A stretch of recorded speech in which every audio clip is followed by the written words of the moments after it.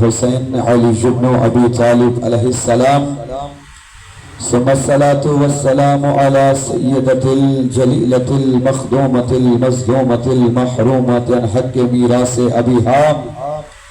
قال الرحمن في القرآن بسم الله الرحمن الرحيم قل لا أسألكم عليه أجرا إلا المودة في القربى. وقال امام حسین بن علی علیہ السلام إني لم أخرج أشر ولا بطر ولا مفسد ولا ظالما إنما خرجت لطلب الإصلاح في أمة جدي أريد أن أمر بالمعروف وأنهى عن المنكر وأسير بسيرة جدي وأبي علي بن أبي طالب صلوات على محمد وعلى محمد.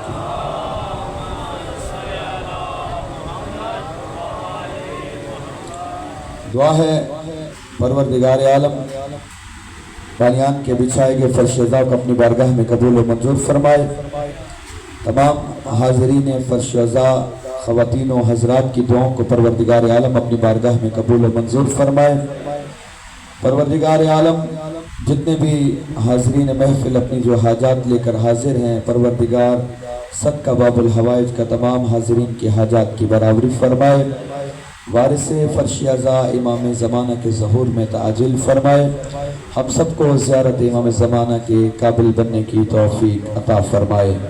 عبادات کی قبولیت کے لیے، مجلس عزا کی قبولیت کے لیے، تمام مؤمنین ماتمی عزاداران کی حفظ و سلامتی کے لیے صلوات پڑھ لیجیے محمد و آل محمد کی سلام.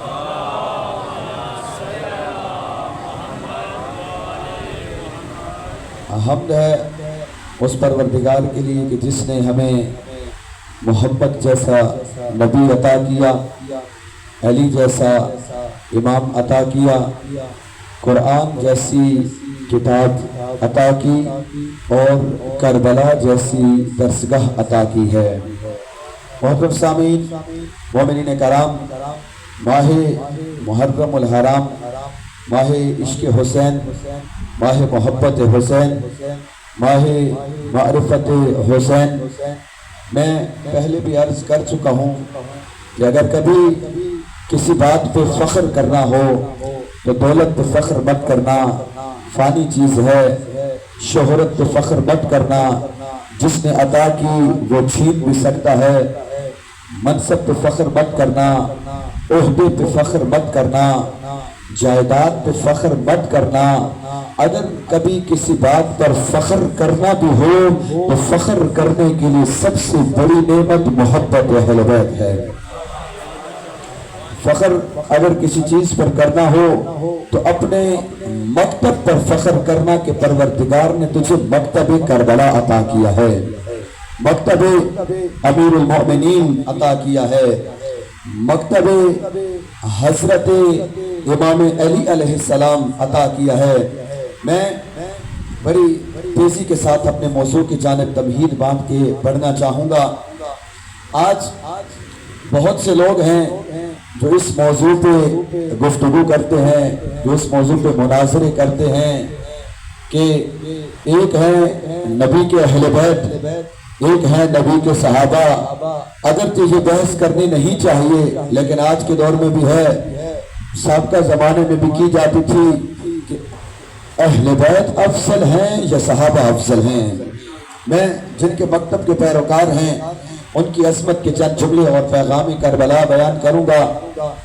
اہل بیت افضل ہیں یا صحابہ افضل ہیں؟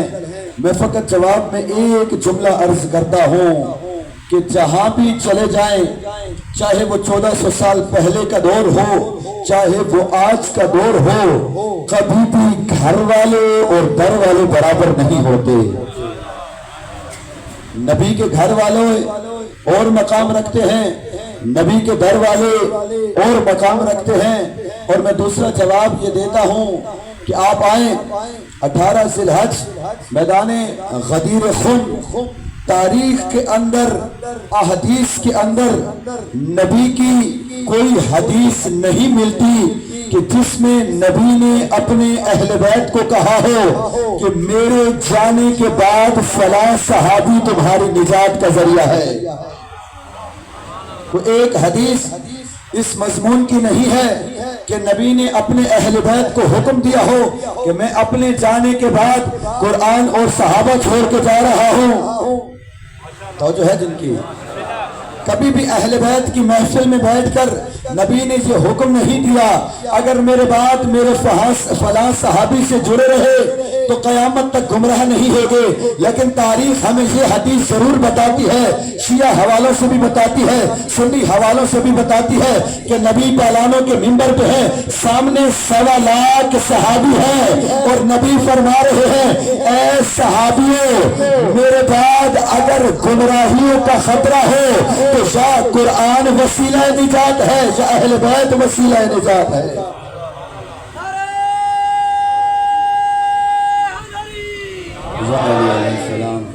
نجات کا وسیلہ، گمراہی سے بچنے کا وسیلہ ان کو دیا جاتا ہے جن کے گمراہ ہونے کا خطرہ ہو.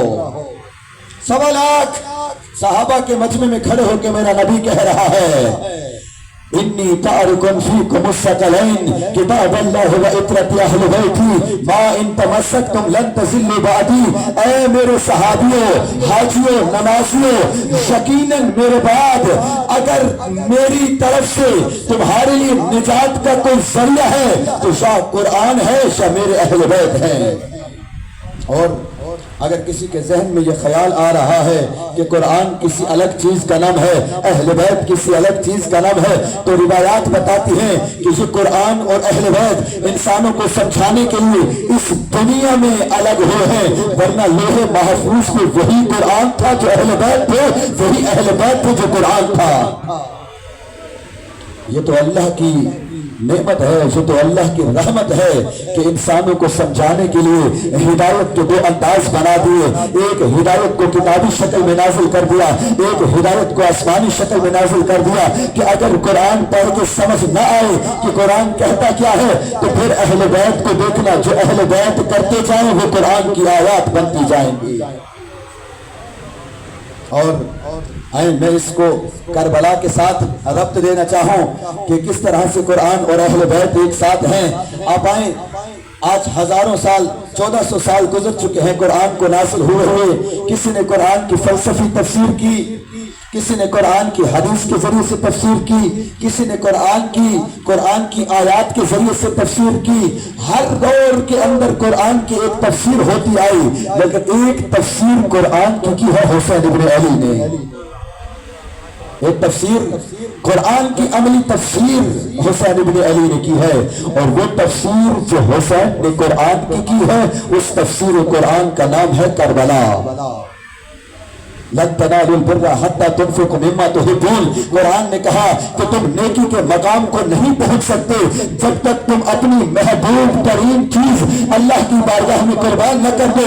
حسین نے اپنی محبوب ترین چیز اکبر بھی قربان کیا، اصغر بھی قربان کیا، اور قرآن کی آیت کی تفسیر کر دی. قرآن نے کہا اقیم الصلاۃ، حسین نے تلواروں کے سائے میں نماز پڑھ کے قرآن کی عملی تفسیر بتا دی.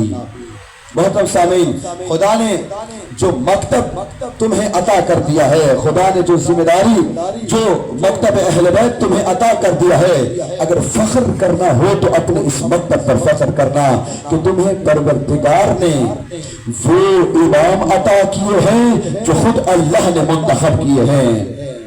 اور ایسا امام کہ رسول خدا صلی اللہ علیہ وآلہ وسلم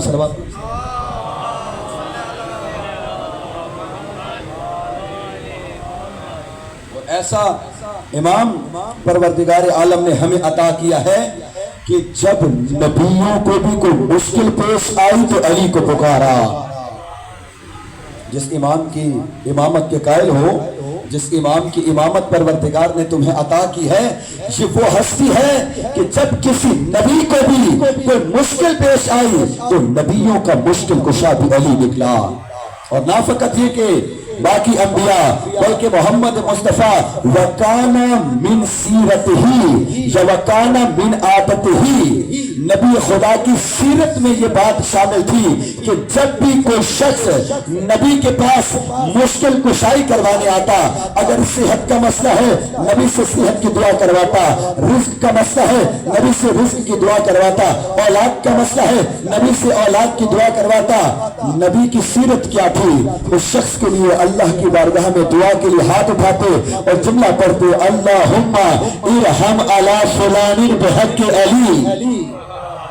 مجمع کے آخر تک جن کی توجہ ہے، کون سا امام تمہیں اللہ نے عطا کیا؟ جو محمد مصطفیٰ کا بھی مشکل کشا ہے. کیا دعا فرماتے؟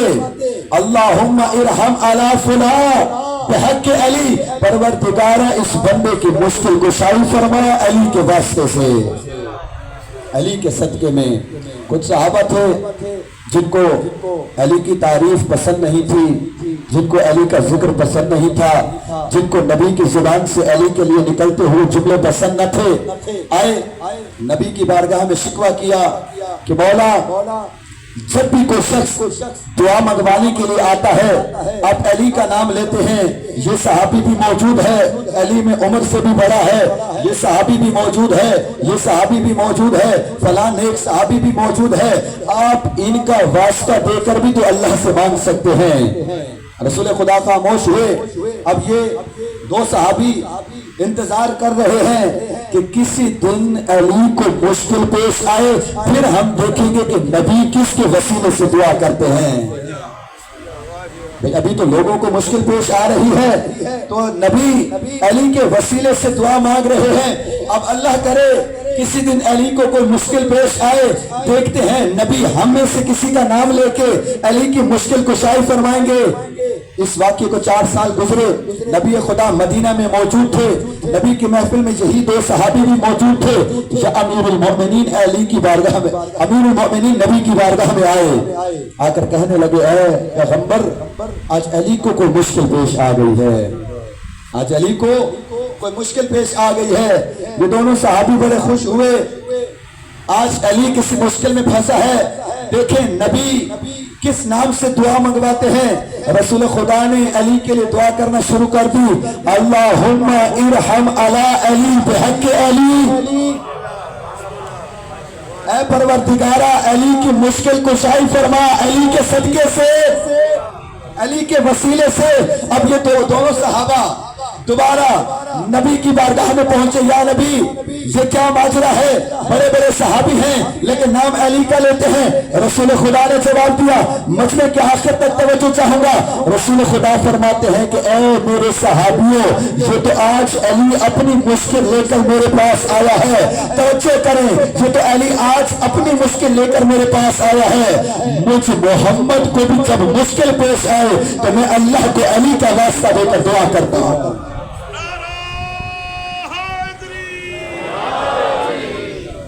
میں تو محمد اپنی دعائیں بھی اللہ سے علی کے واسطے سے منگواتا ہوں. محترم سامعین، جس انسان کے پاس علی جیسا امام ہو، جس انسان کے پاس قرآن جیسی کتاب ہو، جس انسان کے پاس اہل بیت جیسے ہادی موجود ہوں، اس کے لیے گوارا نہیں ہے کہ وہ ذلت کی زندگی گزارے، وہ جہالت کی زندگی گزارے، وہ گمراہی کی زندگی گزارے. آئیں محترم سامعین، یہ عزاداری اسی چیز کا نام ہے.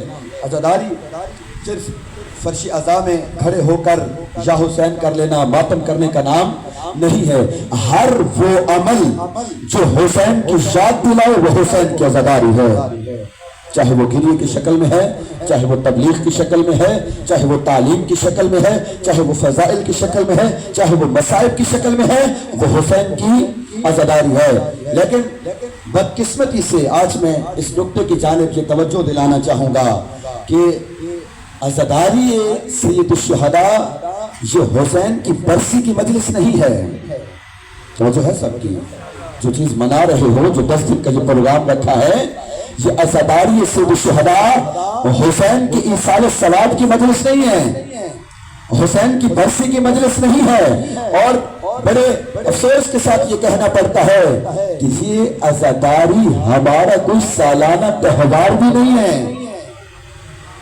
اگر آپ یہ سمجھتے ہیں یا سمجھتے نہیں ہیں لیکن نہ چاہتے ہوئے بھی ایک ایسا منظر پیش کر رہے ہوتے ہیں. میری مائیں بہنیں بھی یہ گفتگو سن رہی ہیں، یہ جملہ ان کی تربیت کے لیے بھی میں عرض کرنا چاہ رہا ہوں کہ محرم الحرام کے آتے ہی गलियों के अंदर, चौराहों के ऊपर, बाजारों के अंदर, इमाम बारगाहों के आसपास हमारे कुछ जवान जानते हुए या ना जानते हुए, हमारी कुछ खवातीन जानते हुए या ना जानते हुए ऐसा मंजर पेश कर रही होती है कि अज़ादारी सैयद शुहदा कम लगती है, मेला ज्यादा लगता है। बड़ा अफसोस के साथ मुझे ये जुमला कहना पड़ रहा है कि आज हमारा मिजाज कुछ ऐसा बन गया, हमारा अंदाज कुछ ऐसा बन गया। ये अज़ादारी सैयद शुहदा कोई सालाना फेस्टिवल नहीं है, कोई सालाना त्योहार नहीं है, बल्कि अज़ादारी सैयद शुहदा हुसैनी तहरीक करबला का एक तसलसल है। जवान इस अज़ादारी की महफिल में वैसे शिरकत करें जैसे अली अकबर ने करबला में की, बच्चे अज़ादारी में वैसे शिरकत करें जैसे अली असगर शरीक हुए, हमारी छोटी बहनें अज़ादारी में वैसे शिरकत करें जैसे हजरत सकीना ने की, हमारी खवातीन अज़ादारी में वैसे आए जैसे हजरत ज़ैनब करबला आई। ये अज़ादारी सैयद शुहदा का हकीकी चेहरा है।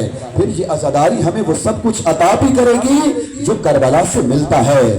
आए आज बहुत से लोग कहते हैं मौलाना साहब अज़ादारी हमें ईरान से सीखनी चाहिए। अगर कुछ काम आप ऐसे कर रहे हैं जिनसे कुछ उलमा मना करते हैं तो आप कहते हैं ये काम तो इराक में भी हो रहा है। तो जो है सबकी क्या दलील देते हैं? अज़ादारी के लिए दलील ये देते हैं कि ईरान में ये काम हो रहा है, इराक में ये काम हो रहा है, हम ईरान से ये चीज सीखते हैं, हम इराक से ये चीज सीखते हैं। तो आज से जुमला सुनिएगा, हमारे लिए ना ईरान हुज्जत है ना इराक हुज्जत है, बल्कि हमारे लिए करबला के सबसे पहले अज़ादार हजरत सैयद साजिदीन की सीरत हुज्जत है। आप अपने अमाल के लिए ईरान और इराक को हुज्जत बना के पेश न करो। ये देखो कि करबला का सबसे पहला अज़ादार कौन है? करबला का सबसे पहला अज़ादार कौन है? इमाम सैयद साजिदीन। तो जिस तर्ज की अज़ादारी सैयद साजिदीन ने की वो हकीकी अज़ादारी है। अज़ादारी की मुअस्सिस और बानी हजरत ज़ैनब सलामुल्लाह अलैहा और हजरत सैयद साजिदीन हैं। अब अपनी अज़ादारियों को देखिए कि क्या हमारी अज़ादारी वो ज़ैनबी अज़ादारी है? हमारी अज़ादारी वो सुन्नत सज्जाद वाली अज़ादारी है? या मैं अल्लामा इकबाल का वो शेर पढ़ के कुछ समझाना चाहूं कि रह गई रस्म अज़ा रूह बिलाली न रही, रह गई रस्म अज़ा रूह बिलाली न रह गई, फलसफा रह गया तलकीन गजाली न रही, जजू कहूं रह गई रस्म अज़ा रूह ज़ैनबी न रही। जिस तरह आज की अजान के अंदर वो रूह बिलाली नजर नहीं आती कि जिससे कुफार लर्ज़ा पर अंजाम हो जाया करते थे, इसी तरह आज की इस अज़ा के अंदर भी रूह ज़ैनबी नजर नहीं आती। रूह ज़ैनबी क्या था? रूह ज़ैनबी अज़ा की ये नहीं है कि जब हुसैन मारा गया, जब हुसैन कत्ल कर दिया गया, जब हुर्मत रसूल आले रसूल को शहीद कर दिया गया, तो फिर हजरत ज़ैनब करबला में बैठकर फकत गिरिया नहीं करती रही, बल्कि इस करबला के पैगाम को लेकर कूफा पहुंची, शाम पहुंची और गली गली जाकर बताया कि हम बागी नहीं नमाजी हैं। ये हकीकी अज़ादारी है कि तुम गलियों चौराहों में निकलो, क्या पैगाम लेकर? पूरी दुनिया की निगाहें तशय्युअ पर हैं। क्या पैगाम लेकर? वो राह ज़ैनबी लेकर, वो राह सज्जादी लेकर, जो करबला के सबसे पहले अज़ादार हैं। मोहतरम सामीन मोमिन कराम, एक बड़ी रुकावट जिसकी तरफ मैं आज की गुफ्तगू में इशारा करना चाहता हूं कि जिसकी बुनियाद पर आज हमारे जितने भी आमाल हैं हम उन आमाल के अंदर खराबी करके बैठे हैं, वो ये है कि हमने ना मुकम्मल दीन लिया, ना मुकम्मल कुरान लिया, ना मुकम्मल तालीमात अहले बैत ली, बल्कि कुछ रस्मों को मुकम्मल दीन समझ लिया। क्या है? कुछ रस्मों को मुकम्मल दीन समझ लिया। अब कुछ लोग हैं जिनका कुल का कुल दीन टोपी और मिसवाक पर रुका है, और जो है सबके جن کا کل دین ٹوپی اور مسواک پہ ہے، کچھ لوگ ہیں جن کا کل دین نماز پہ رکا ہے، کچھ لوگ ہیں جن کا کل دین عزاداری پہ رکا ہے۔ کل کی گفتگو میں بھی بیان کیا تھا کہ ہم لوگوں نے دین کو ذبح کیا ہوا ہے، کسی نے تسبیح لی، کسی نے مسواک لی، کسی نے ٹوپی لی، کسی نے نماز لی، کسی نے عزاداری لی۔ کامل دین یہ ہے کہ جو کل دین اہل بیت نے بتایا ہے وہ اکٹھا لیں۔ نؤمن ببعض ونکفر ببعض، کچھ چیزوں پہ ایمان، کچھ چیزوں کا انکار۔ سب سے بڑی چیز جو آج ہمارے ذہنوں کے اندر، ہماری زندگیوں کے اندر دین شناسی، کربلا شناسی میں رکاوٹ بن رہی ہے، وہ ہے ہمارا رسومات، ہمارا رسم پسند ہونا۔ ہم نے کربلا کو بھی ایک رسم بنا دیا۔ کیا ہے؟ رسم شبیری۔ کربلا ایک رسم ہے، ہر سال آتے ہیں، رسومات انجام دیتے ہیں۔ رسم سے کیا ہوتا ہے؟ فقط انسان کے دل کو تسلی ہوتی ہے۔ گریے کی رسم ادا کی، جلوس کی رسم ادا کی، علم کی رسم ادا کی، مجلس عزا کی رسم ادا کی۔ کربلا ایک رسم کا نام نہیں ہے، کربلا ایک رسم کا نام ہے۔ رسم جنگ کو کہتے ہیں، حماسے کو کہتے ہیں، تحریک کو کہتے ہیں۔ آئیں، سب سے بڑی چیز جو دین کی راہ میں رکاوٹ ہے وہ ہماری رسم ہے۔ آئیں ذرا اپنی زندگیاں اٹھا کر دیکھیں، کہاں سے لیے ہیں ہم نے یہ رسومات۔ اپنی شادیاں دیکھیں، سادات بیٹھے ہیں، معززین، بزرگان، جوانان بیٹھے ہیں، اپنی شادیوں کا ماحول دیکھیے۔ کیا تمہاری شادیاں اہل البیت کی سیرت کے مطابق ہیں یا ہندوستان کی رسومات کے مطابق ہیں؟ بھئی رسم کہاں سے لی ہے ہم نے؟ ہندوستان سے۔ یہ شادی کے اندر صرف نکاح واجب ہے اور حق مہر واجب ہے، لیکن ہماری شادیاں 1 مہینہ پہلے شروع ہو جاتی ہیں۔ پتہ نہیں کون سی ہندی تہذیب کی رسومات آ گئی ہیں۔ یہ رسومات کربلا شناسی میں رکاوٹ ہیں، یہ رسومات دین شناسی میں رکاوٹ ہیں، اور یہ وہی رکاوٹ ہے جو رسول کے دور میں جب رسول خدا صلی اللہ علیہ وآلہ وسلم آئے اور دین کی تبلیغ شروع کی، لوگوں نے سب سے بڑا جواب کیا دیا؟ اِنَّا وَجَدْنَا آبَاءَنَا، اے نبی ہمیں تمہارے دین کی ضرورت نہیں، ہمارے لیے ہمارے آباء و اجداد کی رسومات کافی ہیں۔ آج اگر کوئی عالم دین ممبر پہ آ کے انقلاب کی بات کرتا ہے، ولایت فقیہ کی بات کرتا ہے، نظریے کی بات کرتا ہے، سسٹم کی بات کرتا ہے، امامت اور ولایت کی بات کرتا ہے، تو آگے والے کیا کہتے ہیں؟ اِنَّا وَجَدْنَا آبَاءَنَا، بھئی ہمارے لیے تو وہی راستہ ہے جو ہمارے باپ دادا کا تھا۔ یہ سب سے بڑی رکاوٹ ہے کربلا فہمی کے اندر، دین فہمی کے اندر۔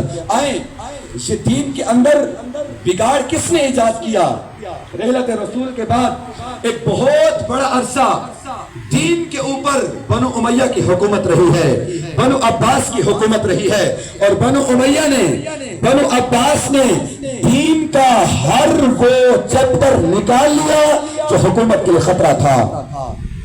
ایک دین ہے علوی دین، ایک دین ہے اموی دین۔ علوی دین وہی قرآنی دین، وہی نبوی دین، وہی مصطفی دین، وہ الہی دین۔ لیکن اموی دین جو بنو امیہ کی فیکٹریوں میں تراشا گیا، جو بنو خانقاہوں والوں کو شہید نہیں کرتا، میدانوں والوں کو شہید کرتا ہے، جو اپنے حق کا مطالبہ کرتا ہے، جو پرچم کا مطالبہ کرتا ہے، جو مسند رسول کا مطالبہ کرتا ہے، ان کو شہید کیا جاتا ہے۔ محترم سامعین، مومنین کرام، آئیں قیام امام حسین کی بنیادوں کو سمجھیں تاکہ آج کے دور کے اندر ہم سمجھ سکیں کہ کربلا ہمارے لیے کیا پیغام رکھتی ہے۔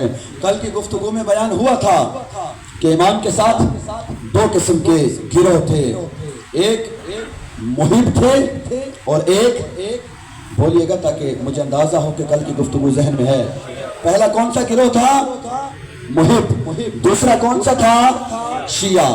محب کون ہے؟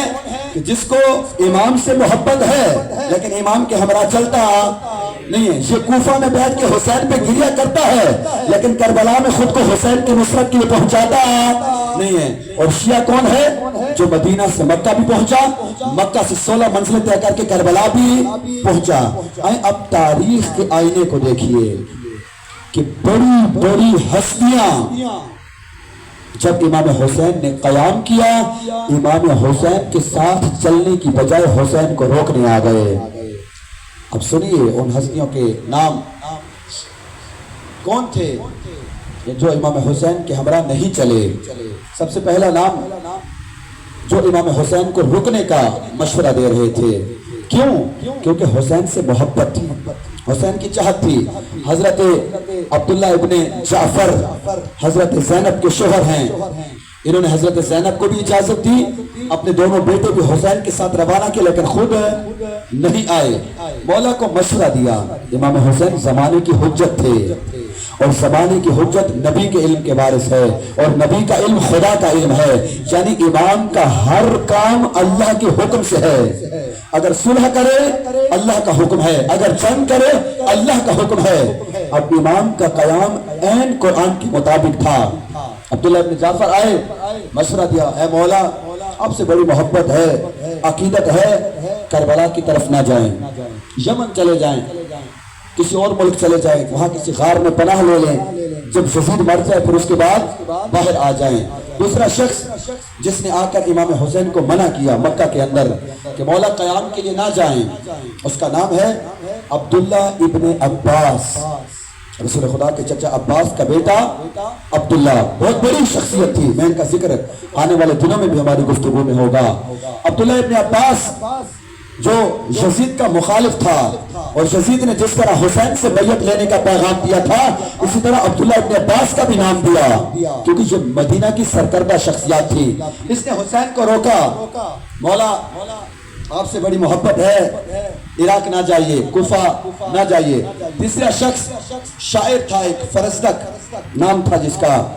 اس سے امام حسین نے پوچھا بھائی کوفہ سے آ رہے ہو، کوفہ کے حالات کیا ہیں؟ اس نے بڑا خوبصورت جواب دیا، تا قیامت لوگ یہ یاد رکھیں گے اور ہر دور کے اندر دیکھیے گا بھی صحیح کہ کوفہ والوں کا مزاج کیا تھا. شاعر فرزدق نے امام حسین کو کہا کہ مولا کوفہ والوں کے دل تو آپ کے ساتھ ہیں لیکن تلواریں بنو امیہ کے ساتھ ہیں. اب میں اس جملے کو اگر آج کے دور میں، مجھے پتہ ہے آپ کو سمجھ نہیں آیا، مجھے معلوم ہے کہ آپ کو یہ بات سمجھ نہیں آئی کہ اس کا مطلب کیا ہوتا ہے کہ دل کوفہ والوں کے دل حسین کے ساتھ ہے اور تلواریں یزید کے ساتھ ہیں، بنو امیہ کے ساتھ ہیں. اگر 1400 سال پہلے والی بات کو آج کے اس 2025 کے ٹیکنالوجی کے ماڈرن دور میں سمجھانا چاہوں تو اس بات کا جواب کچھ اس انداز میں بنے گا کہ بیٹھتا تو حسین کی عزاداری میں ہے لیکن ووٹ یزید کو دیتا ہے. کرتا حسین سے محبت ہے، منتظر مہدی کی حکومت کا ہے، لیکن حکمران یہاں دنیا میں بھی بنا کے بیٹھا ہوا ہے. میں کسی سیاسی پارٹی سے تعلق نہیں رکھتا، ہر سیاسی پارٹی، ہر وہ قوم جو زمانے کے امام کی ظہور کی راہ میں رکاوٹ بن رہا ہے وہ دین کی مخالفت ہے، اور وہ دین اس چیز کی اجازت نہیں دیتا. کوفہ والوں کے دل کس کے ساتھ تھے؟ حسین کے ساتھ. تلواریں یزید کے ساتھ. یعنی حسین سے محبت تو کرتے ہیں لیکن یزید کا مال اور اس کی شان و شوکت دے کے ان کی تلوار یزید کے ہاتھ میں ہے. ہمارا آج انداز بھی وہی ہے. اس نے منع کیا مولا کوفہ نہ جائیے، کوفہ کے حالات خراب ہیں. اس کے بعد ہیں عبداللہ ابن زبیر ابن عوام، نبی کے صحابی کا بیٹا. اس کا نام بھی امیر شام وصیت میں لکھ کے گیا تھا کہ یزید اس سے بھی لازمی بیعت لینا، یہ تمہاری مخالفت کرے گا. امام حسین کے پاس آیا، آ کر حسین کو روکا، مولا کربلا نہ جائیں، کوفہ کی طرف نہ جائیں. اب یہ سارے حسین کے محب ہیں، حسین سے محبت کرتے ہیں، حسین کو چاہتے ہیں، حسین کو نبی کا بیٹا سمجھتے ہیں، لیکن ایک بھی حسین کے ساتھ جانے کو تیار نہیں. زمانے کی حجت کو جو علم الہی کا وارث ہے، جو اپنی مرضی کا ایک قدم بھی نہیں اٹھاتا، اس کو آ کر تم مشورے دے رہے ہو، اس کو آ کر کہہ رہے ہو کہ کہاں جانا ٹھیک ہے اور کہاں جانا ٹھیک نہیں. عبداللہ ابن زبیر کو امام نے جواب دیا، ھذا رجل یقول لی کن حماما من حمام حرم. یہ عبداللہ ابن زبیر مجھے حسین کو مشورہ دیتا ہے کہ تم حرم کے کبوتروں میں سے ایک کبوتر بن جاؤ. مثال دی ہے. آپ نے دیکھے درباروں پہ کبوتر ہوتے ہیں، کیا کرتے ہیں؟ جاتے ہیں، دانا پانی چکتے ہیں اور رات کو دوبارہ دربار میں آ کے کسی کے ساتھ کوئی سروکار ان کا، کوئی لینا دینا ان کا نہیں۔ امام نے مثال دی کہ یہ عبداللہ ابن زبیر مجھے کیا کرنا چاہتا ہے کہ ھذا رجل یقول لی کن حماما من حمام الحرم، مولا کو مشورہ دے رہا ہے کہ مولا حرم کے کبوتروں میں سے ایک کبوتر بن جائیے، یعنی یزید سے لا تعلق اختیار کر کے کعبہ کے امام بن جائے۔ امام حسین نے فرمایا اللہ نے مجھے مجاور کعبہ نہیں محافظ کعبہ بنایا ہے، میں کعبہ کے اندر بیٹھ کے جماعت کرواتا رہوں، سایہ یزید کا ہو۔ حسین کی عزت یہ برداشت نہیں کرتی، حسین کی غیرت یہ برداشت نہیں کرتی۔ اس کے بعد امام حسین کے بھائی محمد حنفیہ وہ تاریخ بتاتی ہے کہ آنکھوں کے مرض میں مبتلا تھے، یا ٹانگ کی کوئی بیماری ان کو تھی جس وجہ سے حسین کے ساتھ نہ جا سکے۔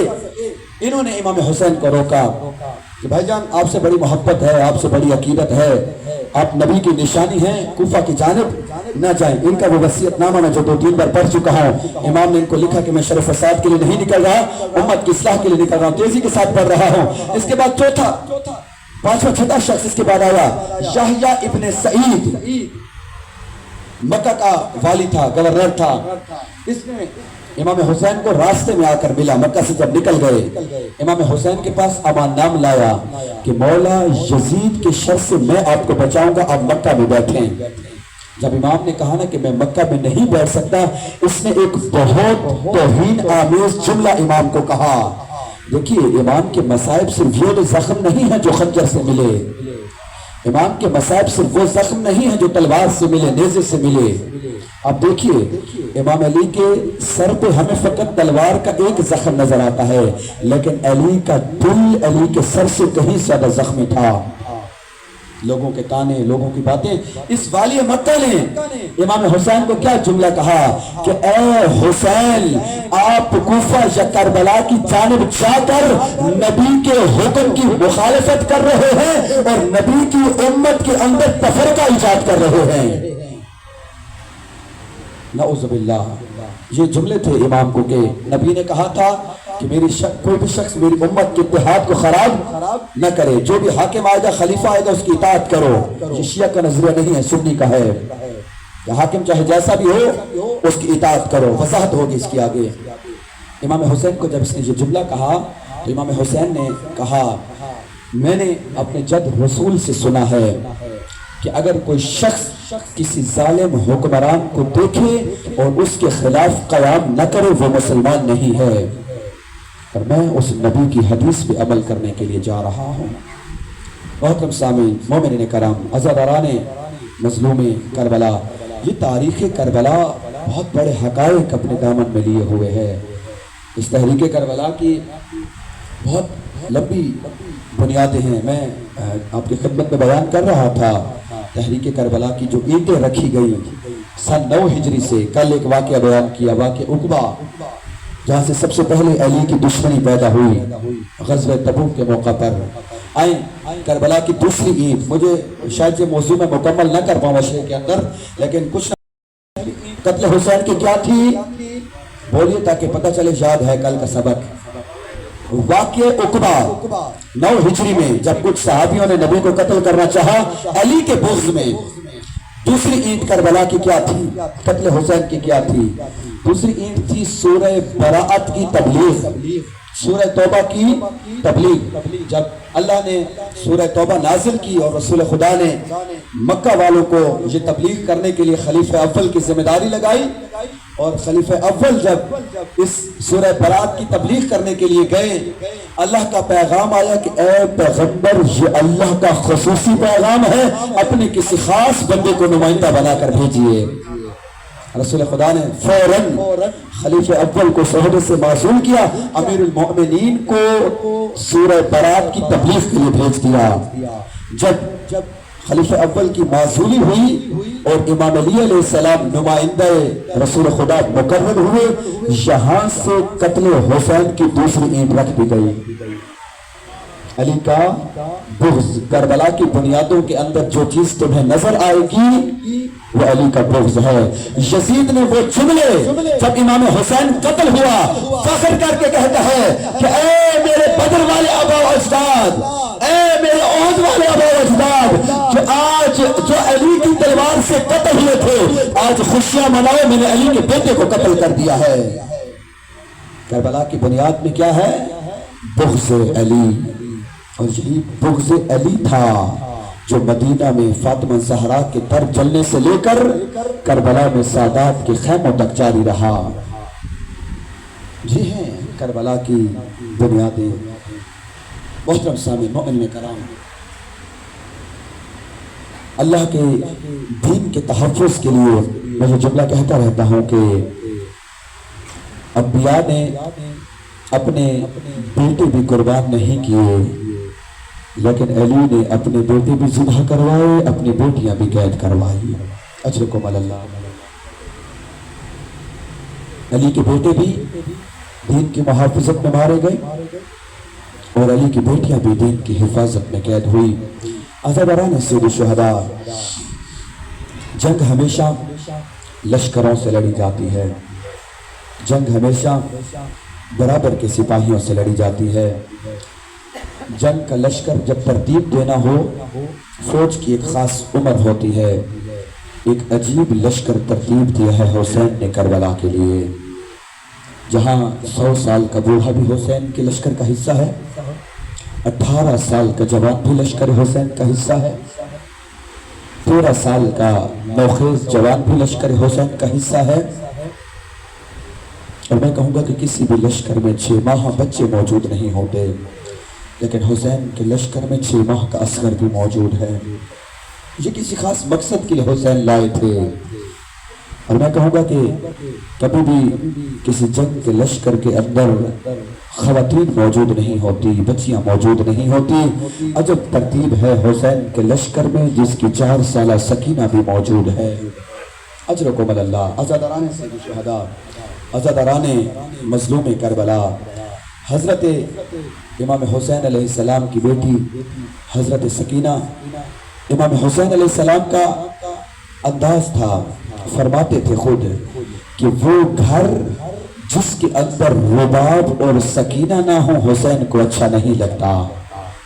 اتنی محبت تھی امام حسین کو حضرت سکینہ سے، اور جب تک حضرت سکینہ حسین کے سینے پہ نہ ہوتی، حسین کو نہ نیند آتی نہ سکینہ کو نیند آتی۔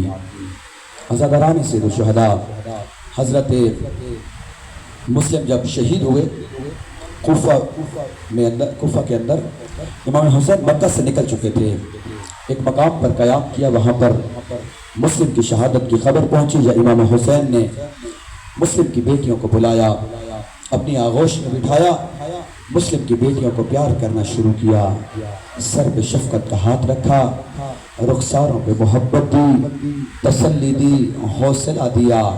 یہ چھوٹی معصوم بچیاں مولا حسین کی طرف چہرہ کر کے کہتی ہیں، اے مولا حسین، ہمیں لگتا ہے ہم یتیم ہو گئی ہیں۔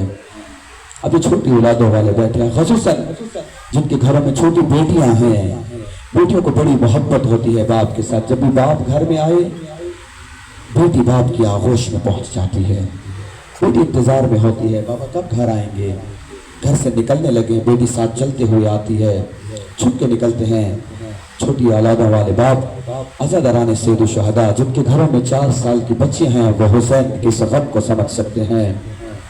جب یہ منظر، جب حسین مسلم کی یتیمہ کو پیار کر رہے تھے، یا کچھ قدم کے فاصلے پہ حسین کی 4 سالہ سکینہ یہ منظر دیکھ رہی تھی، اور دل ہی دل میں سوچ رہی ہوگی، جب کوئی بچی یتیم ہو جائے، جب کسی بچی کا بابا مارا جائے، جب کسی بچی کا بابا قتل کر دیا جائے، تو لوگ آ کر اس بچی کے سر پہ شفقت کا ہاتھ رکھتے ہیں، لوگ آ کر اس بچی کے رخساروں پہ محبت دیتے ہیں، لوگ آ کر اس کو تسلیاں دیتے ہیں، حوصلہ دیتے ہیں۔ میں قربان جاؤں اے سکینہ تیری مظلومیت پہ، آج تیرے سامنے تو یتیم بچوں کو دلاسے دیے جا رہے ہیں، لیکن عصر عاشور جب سکینہ کا پیاسا بابا 13 ضربے کھا کے شہید ہو گیا، اب سکینہ منتظر تھی کہ کوئی آئے گا، سکینہ کی ستیمی میں سکینہ کے سر پہ ہاتھ رکھے گا، سکینہ کو تسلی دلاسا دے گا۔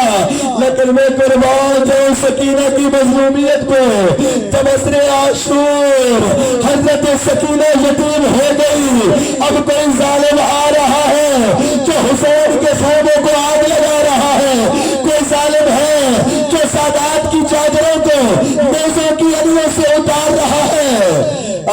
ایک منظر تاریخ میں قلم بند کیا ہے.